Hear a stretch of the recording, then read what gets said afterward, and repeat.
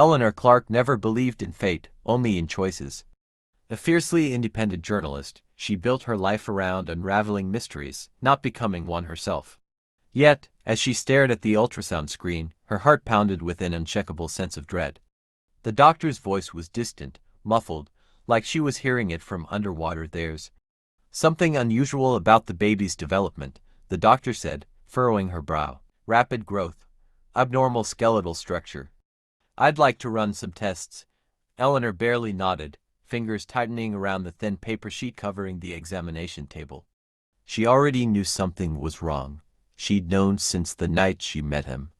It had been an assignment, just another late-night dive into urban legends. The rumors spoke of a man with silver eyes haunting the Blackwood forest, a creature half seen beneath the glow of the blood moon. Eleanor had gone searching for a story. She found something else entirely. His name was Lucian Vale. He wasn't just a man. His presence was magnetic, his gaze piercing through her like moonlight through the treetops. Their encounter had been brief, a dance of tension and curiosity, but the chemistry between them had been undeniable. A storm of passion ignited in the span of a single night, but when she awoke, he was gone. And now, she was carrying his child. The symptoms started almost immediately. First, the dreams, vivid, primal, and suffocating. She found herself running through endless forests, her hands sinking into wet soil, her throat raw from howling at an unseen moon. Then, the cravings, raw meat, the scent of the rain before a storm. The way her body rejected anything that tasted too human. But the worst was the feeling, the knowing. Something inside her wasn't right. Lucian found her before she could find him. Eleanor barely had time to react before he emerged from the shadows of her apartment, his silver eyes wild with something between terror and regret. "You have to leave," he said, voice ragged. "They'll come for you." She wanted to scream at him, to demand answers, but her body betrayed her. The child within her stirred, not a kick, but something deeper, something aware. Lucian flinched. He could feel it too. "They know," he whispered. "The order will come. They think the child is the end of us all." Eleanor had assumed the baby was a werewolf. That alone had been terrifying, but the truth was worse. Lucian was no ordinary werewolf. He was the last of the Moonborn, an ancient bloodline tied not just to the wolves, but to something far older, something sealed away beneath the bones of the earth. And the child inside her wasn't just his heir. It was the key. The hollow cradle prophecy spoke of a being born under the blood moon, a child whose very existence could unravel the fragile barrier between worlds. The Order of Ash, a secret society sworn to keeping the supernatural at bay, had spent centuries ensuring the child was never born.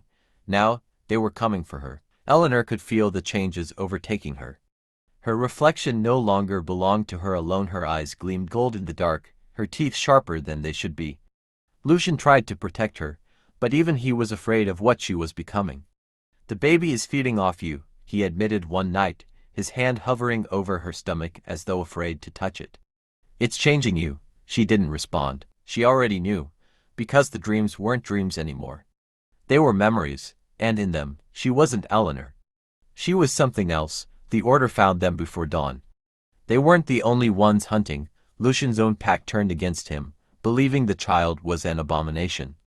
They would rather kill him and Eleanor both than risk the prophecy coming true. Blood painted the snow that night. Lucian fought, but Eleanor changed. She didn't shift into evolve like him. What she became was worse. Shadows clung to her skin, her body moving like something half corporeal, half nightmare. The child inside her was awake, guiding her hands, making her stronger, faster. By the time the sun rose, the Order was dead. The pack was gone. Lucian knelt in the aftermath, staring at her with something close to reverence, or fear. Eleanor stood at the edge of the world, the remnants of the old world burning behind her.